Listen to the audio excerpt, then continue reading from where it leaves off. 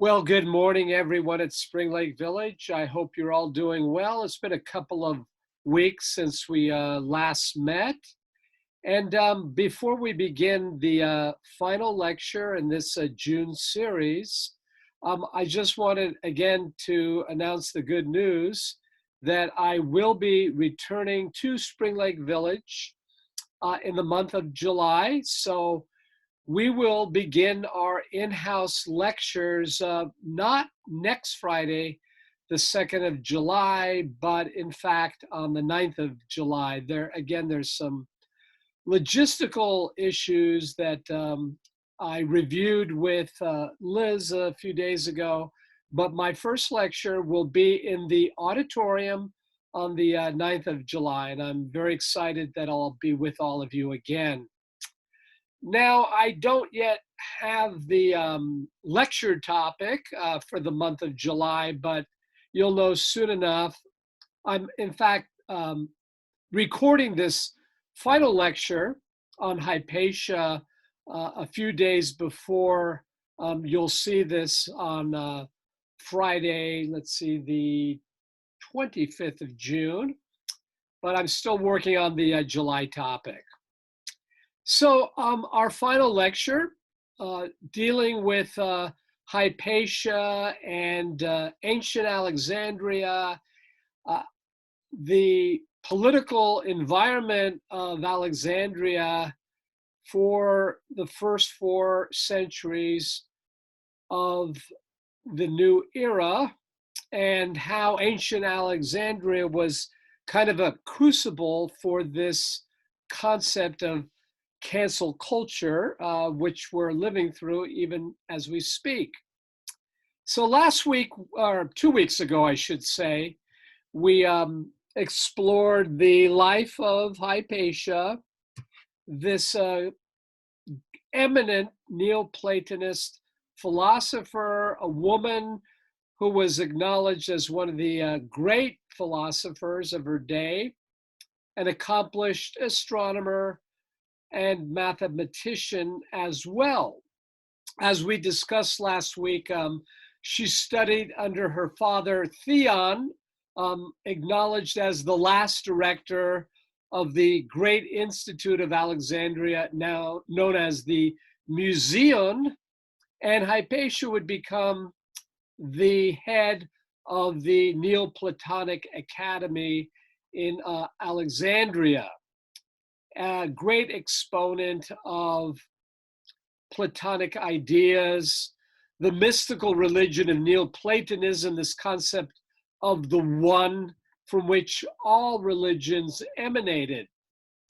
Now, Hypatia was a brilliant thinker and one who was very tolerant of the many religions that were practiced in the great multicultural city of Alexandria. So remember, this was a city that had a thriving Jewish population and a Greek-speaking population that worshiped many pantheon of gods. And many of the popular religions of the day, the most popular pagan religion was that of Serapis, but Isis was worshipped. Many of the Egyptian deities still were being worshipped at the time. So it was a city that appreciated many of these ancient cults, but Christianity that had been suppressed, vilified, and persecuted during the first centuries of existence now was emerging as the new world order, if you will, flexing its theocratic authoritarianism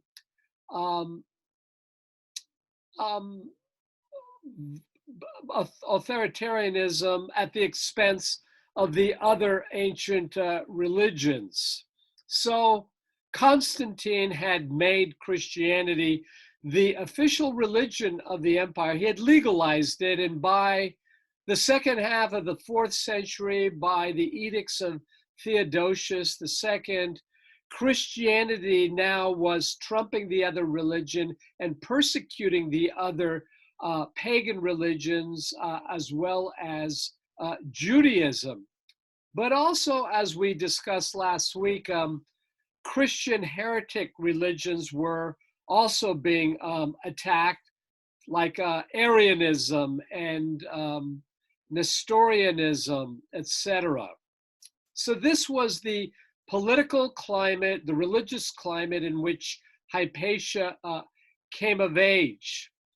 Now, this week, we're going to discuss why Hypatia became a victim of, if you will, cancel culture, why the powerful Christian authorities found it necessary to stamp her out.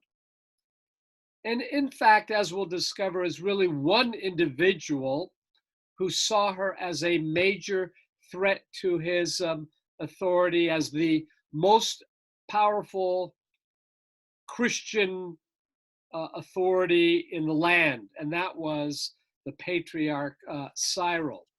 So this week, let's review the final days of Hypatia of Alexandria in this week's lecture entitled Living in a Patriarchal World. Why was Hypatia brutally murdered? So as we had discussed previously, the Archbishop of Alexandria, who held sway during the last quarter of the 4th century and about the first decade of the 5th century, was Theophilus, who was quite popular among the elite of Alexandria, certainly among the aristocratic Christians of Alexandria, and reasonably popular among the large and powerful Jewish population as well. But he took his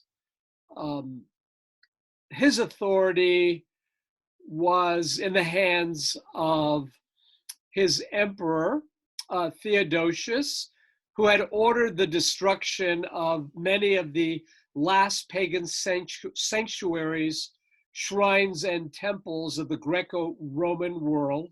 So during the reign of Theophilus, the greatest pagan shrine of Alexandria, a shrine that had attracted many great philosophers throughout the Greco-Roman world, the last sort of great intellectual institute within Alexandria, a magnificent temple complex that could only rival that of the great Athenian Acropolis, the Serapeum, in honor of Serapis, the pagan Egyptian deity Serapis, a kind of merging of the god Zeus with the god Osiris.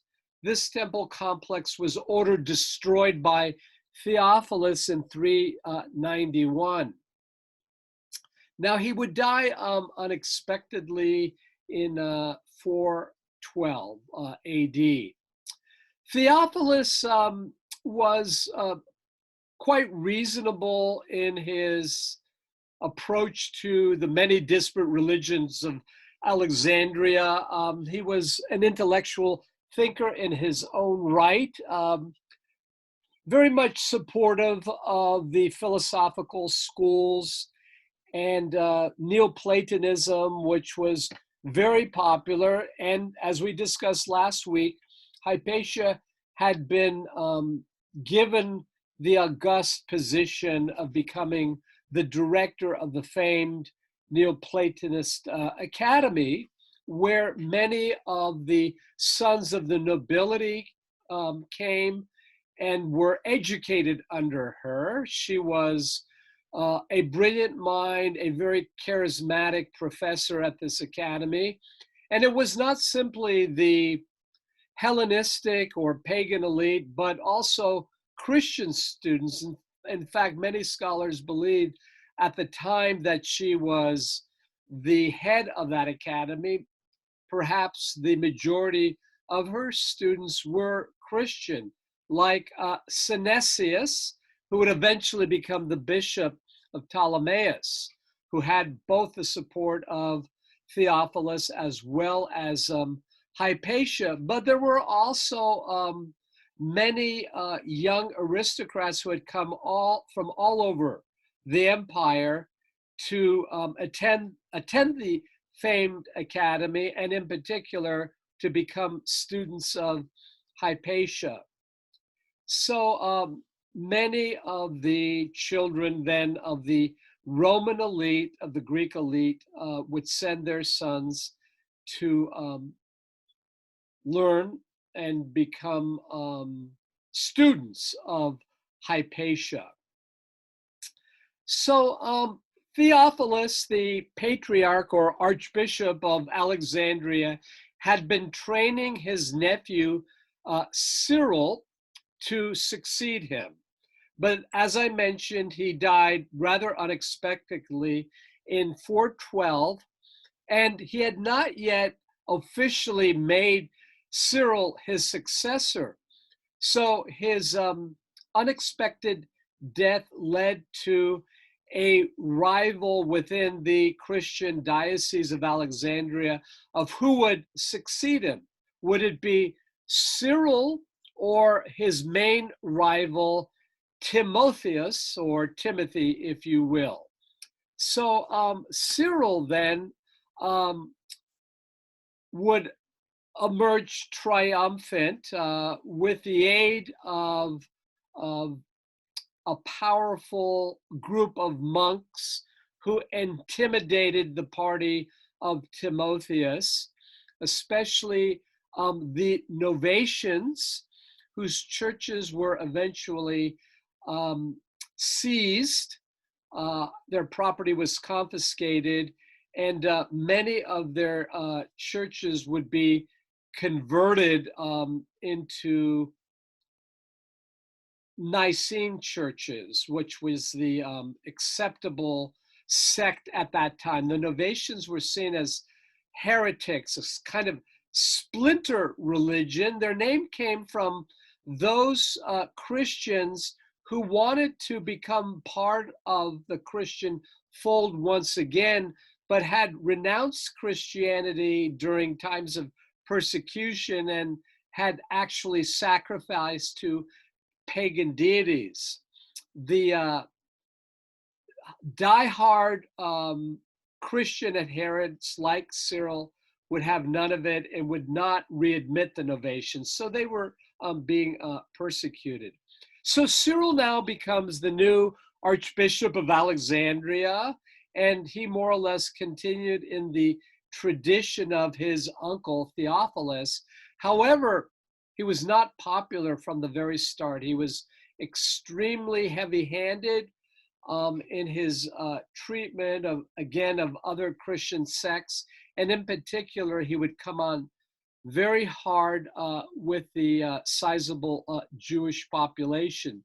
Although within the Orthodox and Catholic faith, he is highly revered for his conservative tradition, his renunciation of heretical faiths, of his attempts to renounce Christian heresies that attempted to divide the Trinity. So Cyril became famous for his writings on the incarnation of Christ and his attempt to unify the dualistic nature of Christ that had been under attack by the Arians in particular. So Cyril then now is the new Archbishop of Alexandria, and from the start, he will show how far he will go to suppress dissenting voices. So here we have Hypatia, on the other hand, who is very tolerant of the new Christian faith and very much encourages free expression, free thinking, and one who wants ongoing intellectual debate, theological debate, etc. So you can see how very early on she will emerge as a threat to Cyril's orthodoxy and his heavy-handed theocratic position.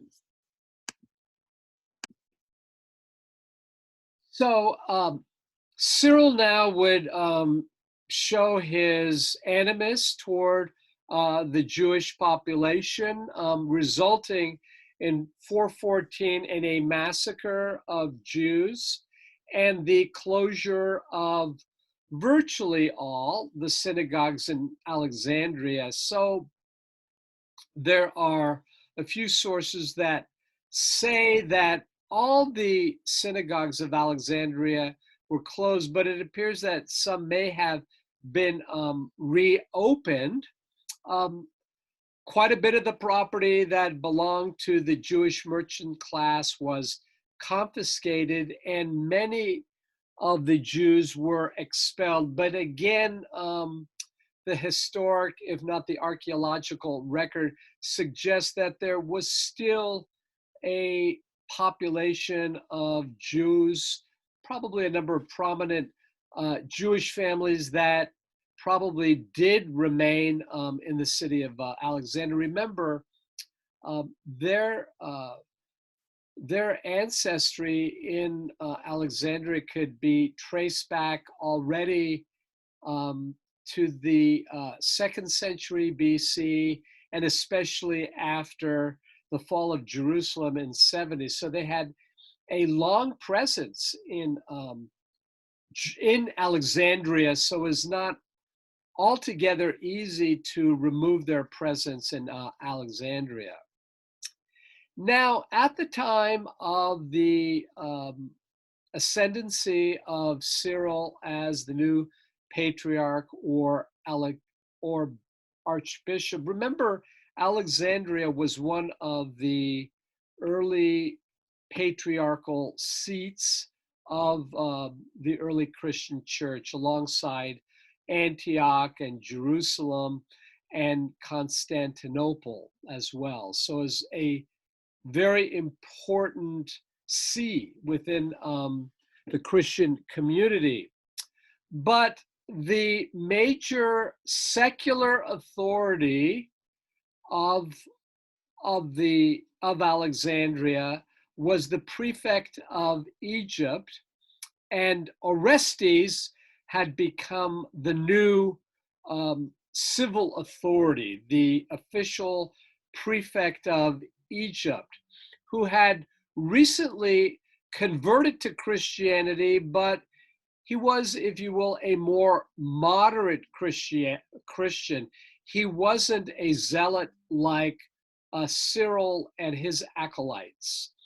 And he was very much within the framework, or within the rising community of young Christian intellectuals, like many of the students that Hypatia taught at her Neoplatonist school, that were very open to new ideas and did not necessarily altogether renounce pagan Hellenistic philosophy or thought. So they were seen as a kind of bridge of the old and the new emerging Christian faith. So they were tolerant of the many pagan sects and Christian sects, although they saw themselves as Christians. So this was Orestes. And it's clear that she had become a friend. It's clear that Orestes had become a friend of Hypatia, whom he sought after as an advisor and as a friend. So Orestes then again was seen as a potential rival to to Cyril, but it was necessary for him to be on good terms with the most important secular authority in Alexandria, namely Orestes. But the moment Cyril expelled the Jewish population from the city, again, he probably did not expel the entire Jewish community, but probably a number of the most prominent members of the Jewish elite who he saw as insiders of riots, or he saw as a threat. Well, Orestes saw this as overreaching, as a usurpation of his civil and temporal authority. So he wrote a letter directly to Arcadius, the emperor in Constantinople, to complain about what Cyril did. But Cyril, in turn, in order to endear himself, wrote his own letter to lay out what he deemed the facts that had resulted in the expulsion of Jews. What this did, though, was to hasten the hostility between the two men, although, again, Cyril wanted to maintain some kind of relationship with Orestes. We find Orestes no longer attending the masses performed by Cyril at the great cathedral of Alexandria, and this only caused further wedge between the two. Now, Cyril, we're told, presented a beautiful New Testament, but it was the Nicene New Testament. So he regarded it as the authoritative New Testament that from which Orestes should read. It was for him the only Orthodox version that should be read in the churches. But again, Cyril Orestes rebuffed Cyril's overtures, and this only caused a further rift between the two most powerful men in Alexandria. Meanwhile, Cyril also believed that Hypatia was exerting undue influence on her friend Orestes. So more and more, Hypatia then is also seen as an enemy of Cyril, and he is very envious of the position she holds and the popularity she has, and the fact that she is a very close friend of the prefect of Egypt, Orestes. So you can see the situation now that is unfolding between Cyril and Orestes. So because Cyril realized he could not handle Orestes and affect a truce between the two, and again, Cyril saw it as essential to maintain an important relationship with Orestes, he decided now to use more drastic means, and he summoned a group of monks who had been sent to the desert known as Nitria, which lay between Alexandria to the east and the city of Cairo. I should say I have that backwards. Yeah, that's correct. So the Nitrian desert lay east of Alexandria and west of, well, Cairo actually didn't exist at that time, but gives you an idea where this desert was located. And this is where a group of cowled monks had been sent. And I'm going to talk about this specific order of monks known as the Parabolani. And this is, well, here to the left is mm, what Orestes kind of would have looked like. This is from the TV show called Agora that came out some years ago. I'm beginning to watch it, but it kind of captures the period and the major players of the time. So Cyril sent these threatening monks known as the Parabolani in order to attack or harass the prefect of Egypt, Orestes, that you see to the left. They actually surrounded him as he made his way through the city, and he was being accused of paganism, of not being a good Christian. And one of the Parabolani by the name of Ammonius hurled a rock at Orestes and nearly killed him. It made a big gash in Orestes' head. So Orestes, as the principal civil authority of Alexandria, sentenced Ammonius to torture, and eventually the monk died of his injuries. And shortly thereafter, Cyril decided to make him a martyr of the church. Well, most of the Christians thought, wait a minute, you want to make Ammonius, who tried to kill our prefect, a martyr? And in addition, these monks are known to burn and destroy buildings. They're kind of like terrorists. So you want to make him a martyr, Cyril? So Cyril realized, this attempt at martyrdom of Ammonius wasn't going anywhere.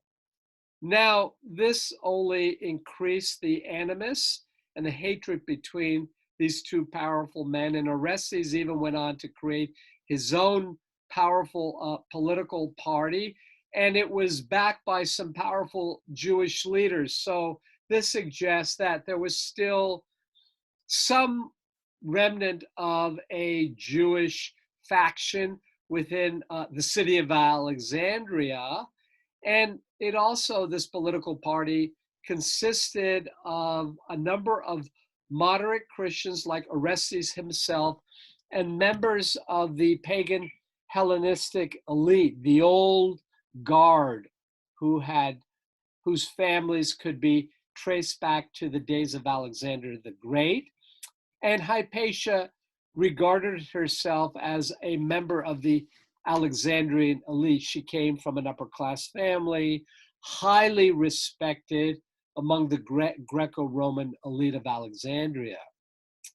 Now, she herself was fully supported the Jewish community who had been persecuted under Cyril. And again, many of the great Jewish nobility had been sent into exile, had been forced to leave the city by Cyril. She wanted comity. She wanted a return to civil order and the status quo. And in addition, she was immensely popular within many of the elite ranks of Alexandria. But Cyril, as I mentioned, was more and more hated, of course, by the Jews, by the moderate Christians. And Cyril viewed her as a major political threat to his authority. In particular, her allegiance to Orestes he saw as an impediment, as the major reason why he was unable to establish even now a rapprochement with Orestes. So more and more now, Hypatia now will become a mortal enemy of Cyril, the Patriarch of Alexandria. So now things will begin to come to a head in the events leading to the murder of Hypatia of Alexandria. So early in 415, Orestes, the major civic authority, was the one who passed edicts that affected the life of normal Alexandrians. He passed important political edicts and proclamations. And one of them was the regulation of mime shows. So these were very popular spectacles. Oftentimes they were political in nature that were enjoyed by both Jews and Christians alike, as well as pagans. Um, and but oftentimes these mime shows would get out of hand because of their strong political overtones. So Cyril decided to send his second in command, a very diehard, zealous Christian like Cyril, to the theater where he approved of the new edict by actually reading it aloud. Now, the fact that he approved it actually angered and enraged the Jews who were present at the theater because they saw him as a lackey of Cyril, whom they absolutely despised. They saw Hyrax as a spy and one who was trying to further undermine the Jewish community that existed. So the Jews at the theater began to riot, but Orestes now had to find a way to put down this uprising among the Jews. So he had Hyrax publicly tortured. And this was a very, very strong message to Cyril: don't mess with me. So Cyril now once again will retaliate against the Jews, and this would further incense Orestes. So now the Jewish leaders decided that they would come up with some kind of a scheme in which they um, sent out the false message that the major Christian church in Alexandria was on fire. Christians, obviously, believing the great apostolic church was aflame, was in flames, went to save the church, and there the Jews attacked them. They killed a number of them. Again, you can see how messy the politics is at that time and how it was really reaching now fever pitch shortly before the death of Hypatia. So Cyril now, we're told, expelled 50,000 Jews from Alexandria. So some of the timing here is conflated. So it might be that the first expulsion of the Jews is now conflated with the second event. Again, the sources make it a little murky, but now the Christians were allowed to plunder their wealth and convert many of the synagogues to churches. So this is the final expulsion of the great Jewish community from Alexandria. Again, you know, the sources that survive from the period, including Socrates, Scholasticus, and John of Necu, kind of are a little create a timeline that is a little bit difficult to reconcile. In any case, now this is the situation in 415 AD. So this expulsion leads to um, the last great diaspora of the Jews in the ancient world. This is a fresco from Dura Europos in, well, ancient Mesopotamia. It was a synagogue showing the expulsion of the once great Jewish community of Alexandria. And you can see uh,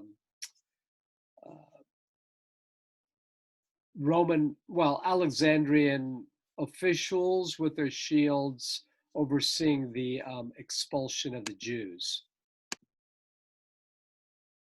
So this pogrom against the Jews now sort of led to just a frenzy, just a wild sort of all-out religious frenzy throughout the city of Alexandria. And it's during this very violent period now in 415 that Hypatia will become a victim of effectively mob rule as they seek out Hypatia, who now is seen as a true threat to his authority.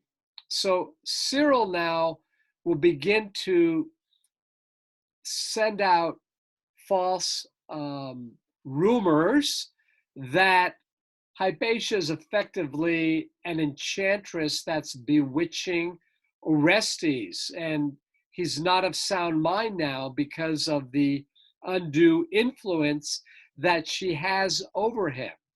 So during the Lenten period in March of 415, Cyril calls upon the Parabolani to lead Peter to attack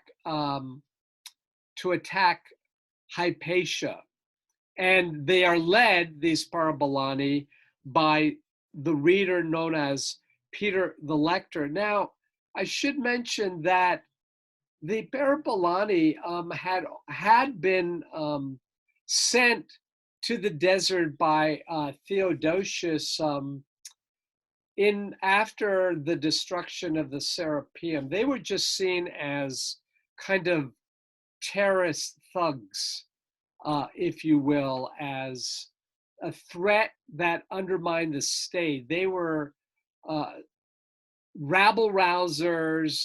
They had destroyed a lot of pagan shrines. They were violent.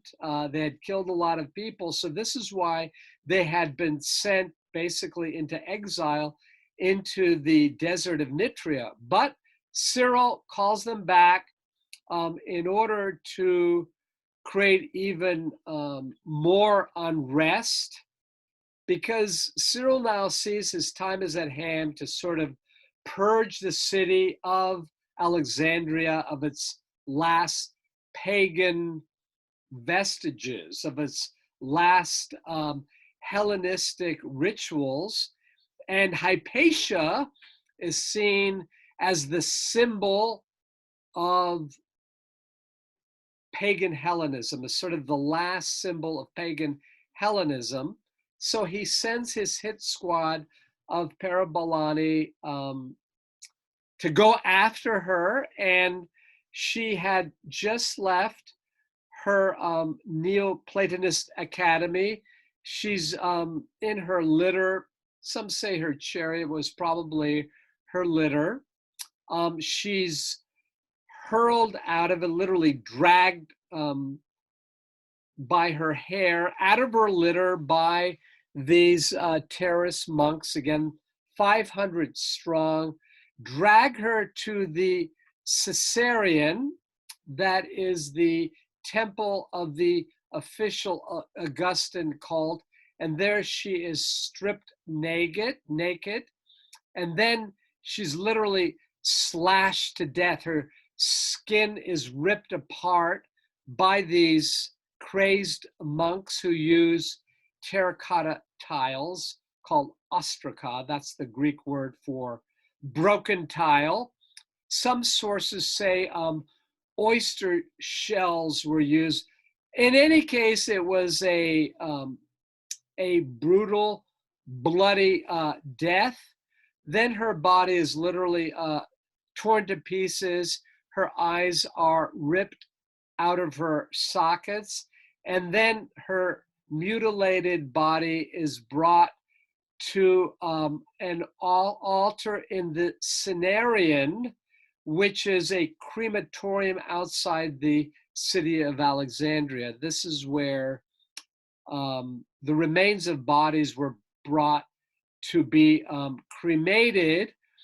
But this became a very ritualistic act, a kind of purification of the city of Hypatia and all her pagan tendencies. So, a kind of symbolic act, if you will, on the part of Cyril and his fanatic monks to purify Alexandria of the last vestiges of paganism and Greco-Roman Hellenism, of which Hypatia is the symbol.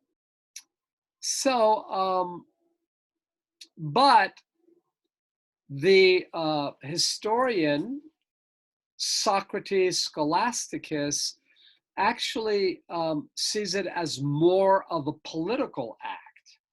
So Cyril may well, and again, the sources are murky once again, whether or not this was a true political act and whether or not Cyril, in fact, had ordered the execution of Hypatia. In the end, the mob, like Cyril, saw Hypatia as an impediment between the reconciliation between the Patriarch of Alexandria and the prefect of Egypt. She was a pagan Hellenistic intellectual who may also have been responsible for a debate of how to date many of the most important feast days within the Christian calendar. So, as a mathematician, she believed it was necessary to use mathematics and astronomy in order to determine the precise days for a lot of these feast days. So examining the summer solstice, etc., as a metric, if you will, for calculating the proper feast day for many of these Christian holidays during the course of the Christian year. Anyway, in the end, then her death then is seen as the sort of final nail in the coffin of paganism in the greatest city of Hellenistic paganism and intellectualism. So, kind of a watershed event in the history of the Christian church. This is a very famous image of Hypatia dressed in crimson red, being dragged through the streets of Alexandria by these parabolani, these monks who dragged her to the Caesarean, where she would be stripped naked and her body mutilated. Here you see Cyril, the archbishop, ordering her to be dragged to the Caesarean. So from the start in this lecture series, I wanted to show how Alexandria was a place where cancel culture kind of began, if you will, in the Hellenistic period.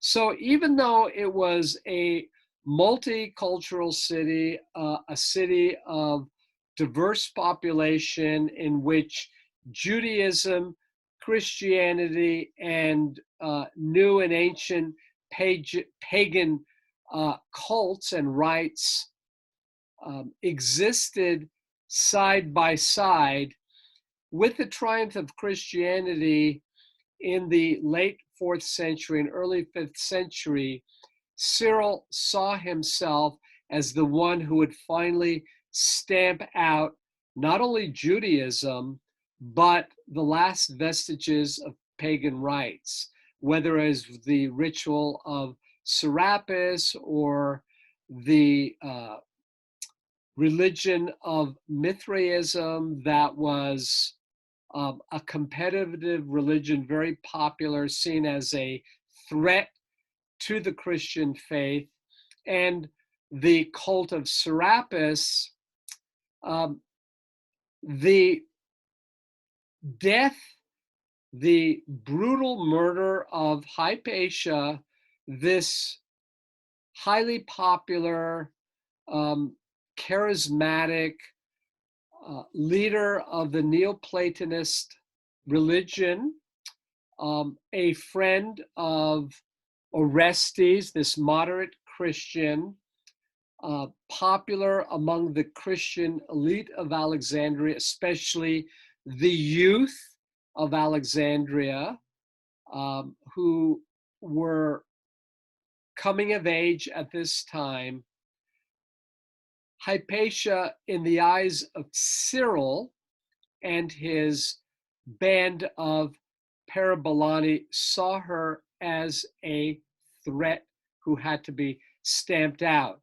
But what we do really gather from the sources, and this is why it's important to reread them and to try to extrapolate what is probably the real truth behind the death of Hypatia. It's not that she was a woman, it's not that she was some kind of a sorceress, but that she was this very influential, charismatic advisor and philosopher that Orestes sought out for counsel. And so therefore, she was seen as a major impediment to Cyril's ascendancy and his attempt to effect some kind of political balance between Orestes' civil authority and his spiritual authority. But Hypatia stood in the way. And so Hypatia, therefore, would have to come to an end. And sadly, she suffered this horrific death.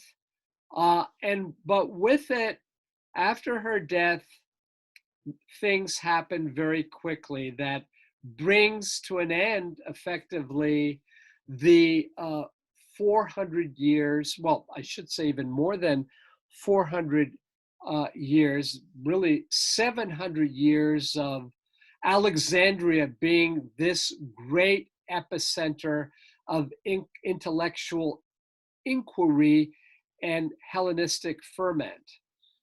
The Alexandrian school that had existed for centuries is closed. It's eventually sacked and burned to the ground on the orders of Cyril the Patriarch. The philosophers, many of them, of course, had left after the Serapeum had been destroyed by the Parabolani.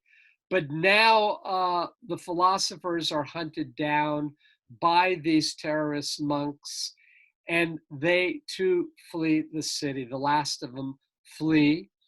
Orestes disappears from the scene. He's no longer the prefect of Egypt. Perhaps he had been recalled, or he simply escaped because he too feared that he would suffer the same fate as Hypatia. The whatever is left in the archives of the Caesarean or the great Neoplatonic Academy, perhaps those were burned and lost. Hypatia's writings were no doubt destroyed under orders of Cyril, and the great font of knowledge, all the scrolls, the Greek and Roman scrolls and Vedic scrolls and other scrolls that had been deposited in the library at Alexandria, which had already, most of it had been destroyed. These texts are destroyed. What left is just a small handful of perhaps 1% of Latin texts, maybe 10% of Greek manuscripts survive. And it would take many, many centuries, not really until the Renaissance and the rediscovery of these important texts that we've discussed in previous lectures would resurface, if you will. Now, Cyril's army of monks would be reduced from 800 to 500. But the reign of terror, this cancel culture, would continue over the course of the next several decades, wiping out then the last vestiges of intellectual inquiry and the great schools of learning. The great pagan shrines would come to an end.